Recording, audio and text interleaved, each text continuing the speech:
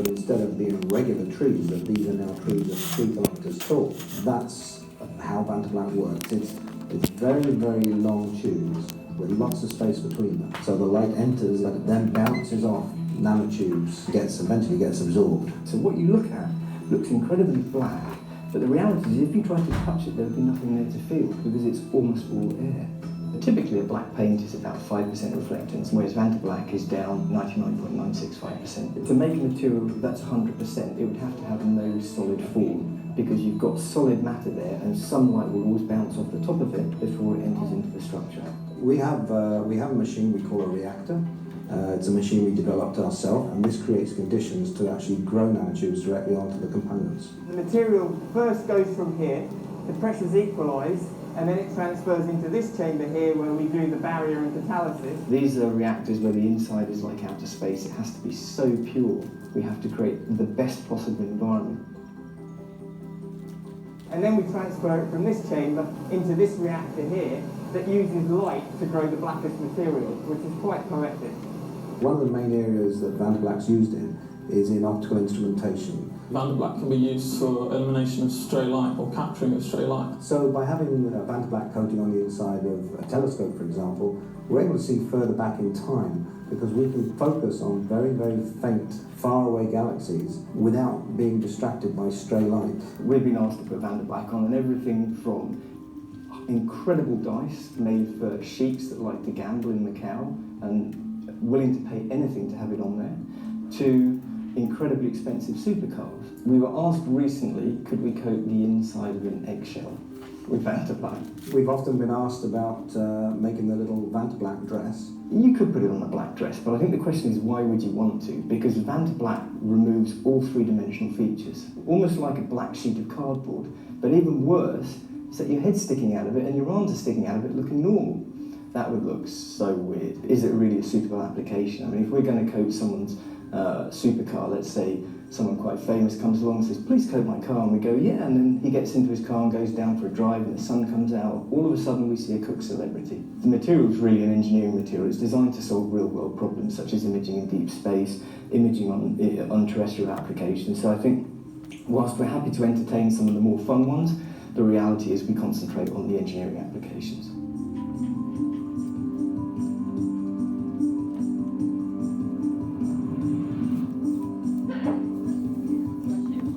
So, you heard him talk about it would actually cook a celebrity. The science behind that is, you ever walk on the beach and it's super hot, but then you walk on the asphalt and it's like 1,000 times worse? Yeah. That's because darkness absorbs light, right?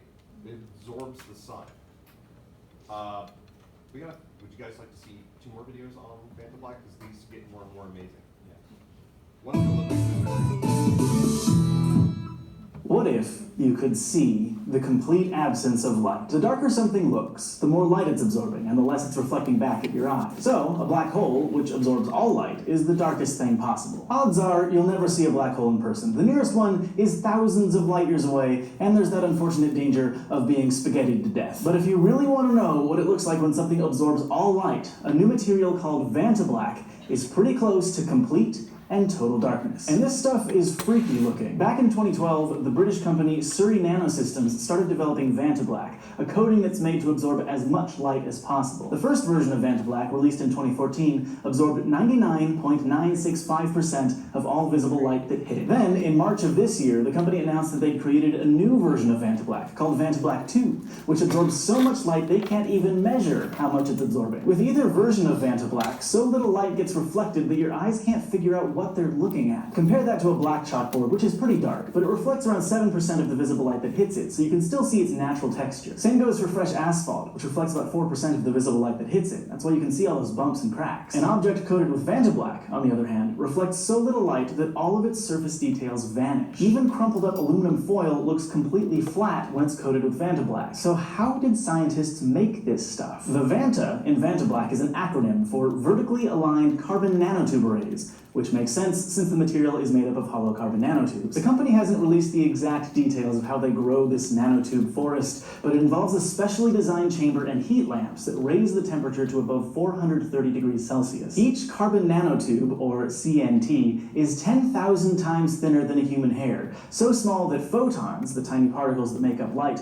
can't get inside the tubes. However, more than 99% of Vantablack isn't made up of nanotubes. It's actually free space. So light goes between the tubes where it gets trapped and turned into heat. In other words, it's absorbed. A material that absorbs almost all light has all kinds of real-world applications. Take telescopes, for example. Stray light can bounce off the inside of a telescope and end up in the eyepiece or focuser, which can affect the contrast and ruin the view. So the insides of telescopes are coated with very black paint, which helps, but it still does reflect some of the light that hits it. In 2011, NASA created a material called superblack, also made of CNTs, to absorb light better than regular paint. Superblack, which is grown at temperatures above 750 degrees, absorbs 99.5% of the visible and ultraviolet light that hits it, and is still being tested as a coating that could be used in space. But Vantablack absorbs slightly more light than superblack, and since it can be grown at a lower temperature, it's useful for coating things that wouldn't be able to withstand 750 degree heat. Vantablack is also incredibly strong, in the sense that it can resist the vibration and shock of a rocket launch, so it can be used as a coating for things sent up to space. So Vantablack is both weird looking and useful, but if you're itching to apply Vantablack to your latest art project, you may be out of luck. Vantablack does have a spray-on form, but it can only be applied by a specialist. The coating has to be built up very precisely, then go through a bunch of chemical processes at temperatures between 100 and 300 degrees. If it's not applied in just the right way, the materials in the spray won't bind together and the coating won't work properly. And a British sculptor paid Surrey Nanosystems for exclusive rights to use the color artistically. On the fashion side of things, though, research is being done to see if Vantablack could be used in fabrics. Anything coated by the material looks two-dimensional, so a little black dress made of Vantablack would make the part of your body it covered look like a flat, blank emptiness. I don't know about you, but 16-year-old me would be really excited about this. Thanks for watching this episode of SciShow, brought to you by our patrons on Patreon. If you want to help support the show, just go to patreon.com/SciShow, and don't forget, So would you guys like to see a demonstration of this? Yeah, this is freaky. Hello everybody. Well, we wanted to show you a new product we have in development, which is a non-carbon nanotube super black coating, demonstrated here on one of the bronze. They're both the same sculpture. The one looks like it's completely just like a hole in the sky. Masks that were previously coated with Vantablack S-Viz, and the same ones that were on display in the London Science Museum. So we removed that coating and replaced it with this new coating, and thought this would be the best way to demonstrate the level of performance under normal lighting. So you can see here we shot this with the Sony RX100 IV in high resolution, and hopefully the detail, or the lack of detail in the black area, comes across on your screens.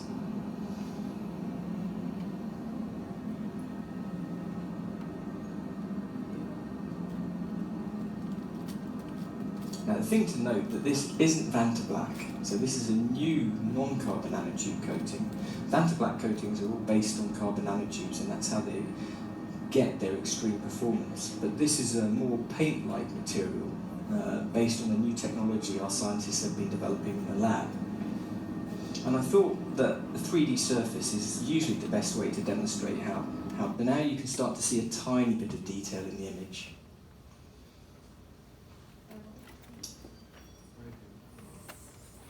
And then for reference, this was the old Vantablack S-Viz coated mask. Let us know with some feedback. Thanks, guys. Pretty wild, right? Alright. Today, we're going to learn about shading, or what we call value, and Batman. So, get rid of Batman right now. You don't know what the word luminos means? It means light in Latin, but they use it in the Harry Potter films. When they flip their wand, they go, lumos! The Harry Potter wand's right over there. And nox is darkness, or night in Latin, right? We're going to be learning about value today. So you keep your sketchbooks open like I told you before. You can write down the word value.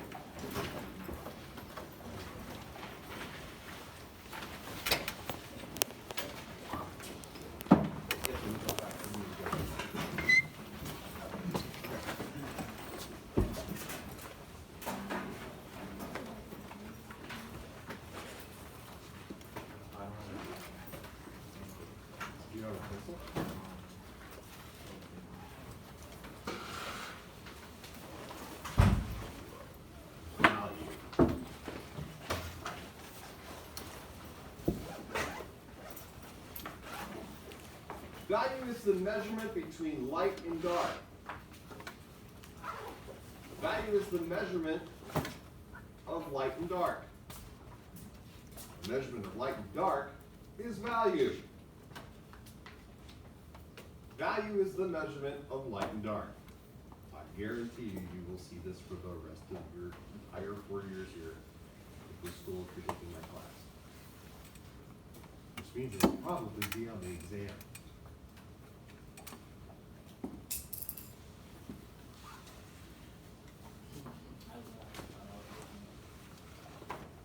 Value is the measurement of light and dark.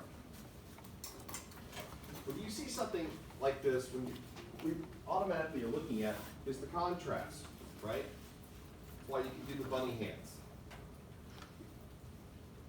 When you see an explosion in the dark, it's hard to miss all the details that are illuminated by the light. I used to joke with students, used to say something like, well, we're going to talk about this when we get to color. You guys think that color is really important, and it's not. I'm going to prove to you today that color doesn't matter at all. The reason we think color matters is because we're stupid as human beings. We are absolutely dumb. Dumb, and I'm going to prove it to you, again, today, how stupid we are as human beings when it comes to color. Because we are just morons. But the analogy I used to use with students is if there's an explosion and in a leprechaun paint factory. And why do I say leprechaun paint factory? Because leprechauns use all the colors of the rainbow. Why do I know that? We have the cereal to prove it. But if there's an explosion in a leprechaun paint factory in the dark, what colors do you see? Green. None. Unless you have a light directly hitting that color, you don't see it. The fact that you can see any color at all is because of light. Light and dark influence everything we see. Therefore, value is more important than color. If I could tattoo that on your forehead, I would. Which means it's probably an important note to write down. Value is more important than color. Put a star by it, underline it, put in bold print. Value is more important than color.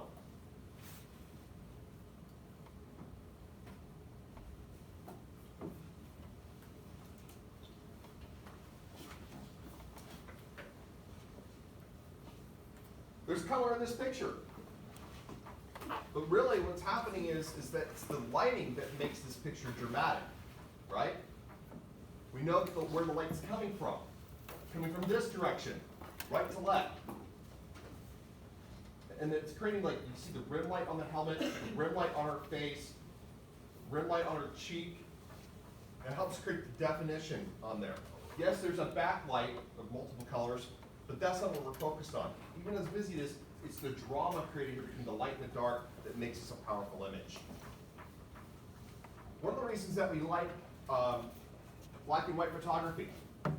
You ever wonder why people go, oh, that's black and white, that's pretty. Did anybody ever figure out why?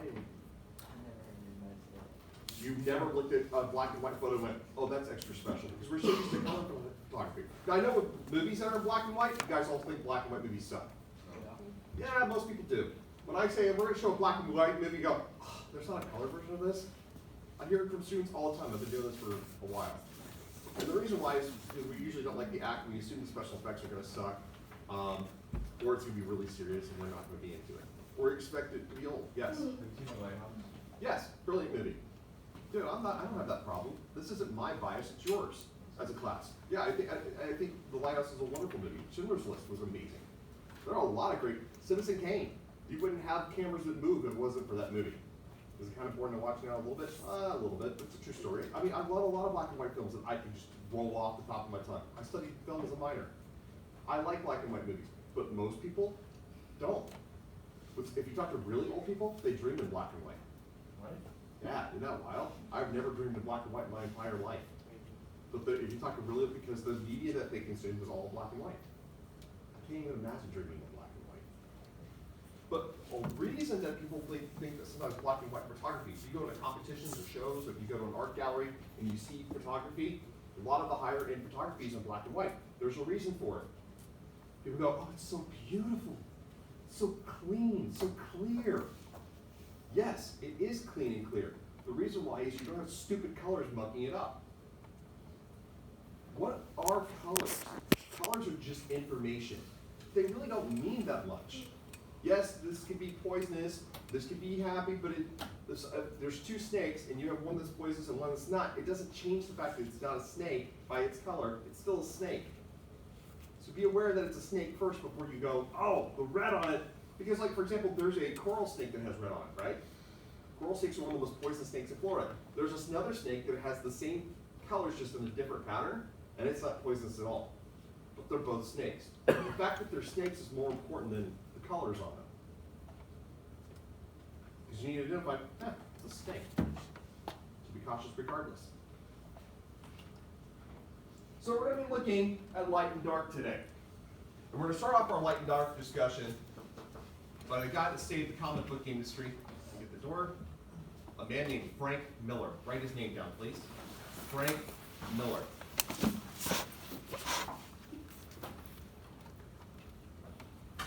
Oh, you're going to learn some shocking things today. Do you like superhero films? No? You didn't watch any of the Marvel films? You don't like Spider-Man? You don't like Batman? You don't like Wonder Woman? No? Love them? Right. What do you guys think about the superhero movies? They're alright. Yeah, you like them? You only like anime? Ant-Man. Oh, it's like, Ant-Man. like, right, you were a furl. Wait, what? What? What's that? Ant-Man. I don't like anime. So, well, I don't care if you like anime, but if you say, I only like, I'm like, uh-oh, that's a problem. You only? No, I like it. Now, hold on. I know that this is going to blow your mind and be almost impossible for you to believe, but it's 100% true. Both Marvel and DC almost went out of business. In fact, they both, as companies, had to file for bankruptcy. And the reason why is my generation. We thought comic books sucked. We thought they were stupid. Why? All the superheroes wore pajamas. And I'll show you examples of that. But first, we're going to talk about the guy that saved them all. This man. Again, if you don't have his name written down, write it down. And in case you're wondering what's behind him, it's a wall of bodies. Oh, it's magically delicious. I love, I'm like the only classic show of wall of bodies and be 100% on topic. It's fantastic. Yes, they're dead bodies too, so that even makes it better. No, they're all dead. They all been stabbed. Oh yeah, I see it. I see it. He got a bag on his shoulder, on his right shoulder. The dude got a bag on. That's not a bag. That's part of a cape. No. You see that guy laying down with his That's a hat. No, more up. No, I've seen this movie. Yeah, up. Wait, what movie? Okay, I'm about to show you. Now, Frank Miller got started. One of his big projects that made him famous early on was he worked on a book called 300 that got made into a movie. Some of you have seen the movie 300. There was a movie director named Zack Snyder who directed things like The Watchmen. Some of you saw his crap movie Justice League that he didn't finish. Right? Hold on. So Zack Snyder, though, became famous for using this book almost as a storyboard. So this is the Frank Miller drawing. This is the movie 300. This is the drawing in the comic book, or graphic novel, excuse me. This is what they put in the movie. Now, if you don't know what the story of 300 is, it's one of the most amazing feats in human history. I know that some of you think superheroes are stupid. I know I did. But the closest thing to superheroes ever existing, probably, is what these 300 people did. The Persian army, which by the way is modern day Iran. The Persian army, at one point, had the largest military in the world. And they used it to take over as much of the world as they possibly could, destroying everything in their way. They went to attack Greece. Greece was a bunch of little states that did not get along. They were always at war with one another. But 300 Spartans said, no, So they picked a place called Thermopylae, which had these two giant cliffs on each side, which had a very narrow passage. They had support of 7,000 hoplites. You go, well, that's a lot. And you got 300 of these guys and 7,000 support people. No, because the estimated size of the Persian army was everywhere, historians have said, anywhere from 800,000 to 2 million. These 300 guys who stood on the front line held off the Persian army for 2 weeks. Multiple historians on both sides documented it. You think about the physical impossibility. If you think you're in shape or conditioning, you have no idea what these people pulled off. And it was so amazing that every military in the world has compared themselves to the Spartans since then. Like, that's the physical conditioning and training that we need. Because that was, what they did was superhuman. Most people die of exhaustion in battle. The fact that you are if they don't get stabbed, they can die of exhaustion in battle. I just watched an amazing movie on Netflix where like this really cool guy basically got exhausted and that's why he got stabbed. It was the movie The King. Have you guys seen that yet? Oh, it's awesome. You haven't watched that on Netflix. I started. But what these guys pulled off, for 2 weeks fought off that huge army. What happened was is one person ended up betraying them, and they ended up, the Persian army came up behind them and slaughtered them from behind. But it held them off, and that 2 weeks brought the Athenians and the rest of the Greek states to come together and save the Greek nation. Well, the first person to ever do a graphic novel was a guy named Will Eisner, this is what inspired Frank Miller to get started drawing. We'll talk about more about Will Eisner a little bit. Pardon? Alexia? Yes.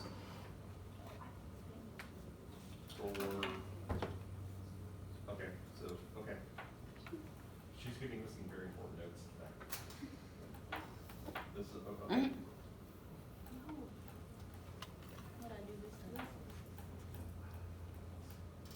I haven't tried to catch up. I'll send it out. So I have 3. Alexia, I need to ask you for another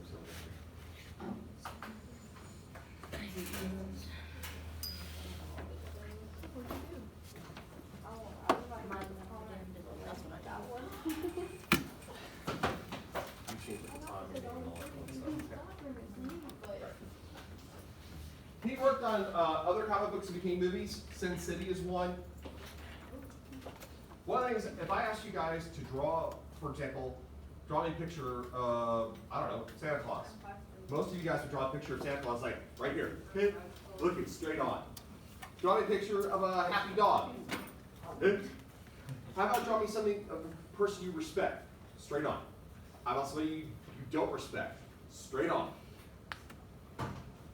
But where you move your camera angle, or wherever you move your vision, or how you look at something, can affect how psychologically you feel about something, can it?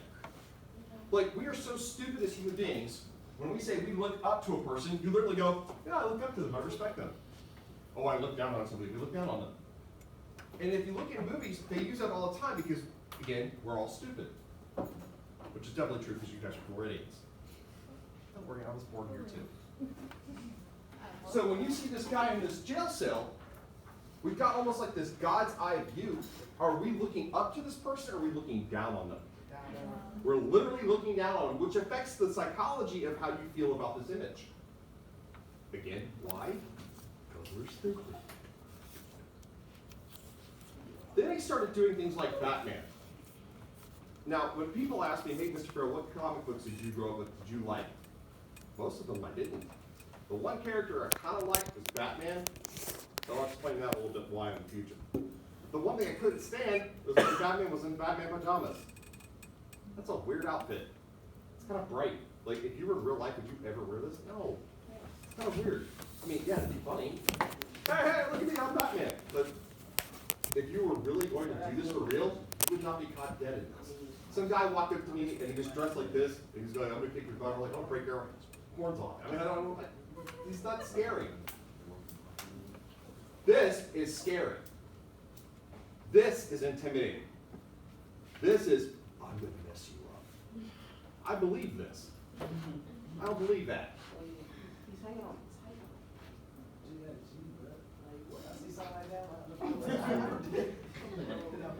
The Dark Knight was important because when Frank Miller did this, Marvel and DC were both broke. But this comic book right here single-handedly got people to buy comic books again. Because it was dark.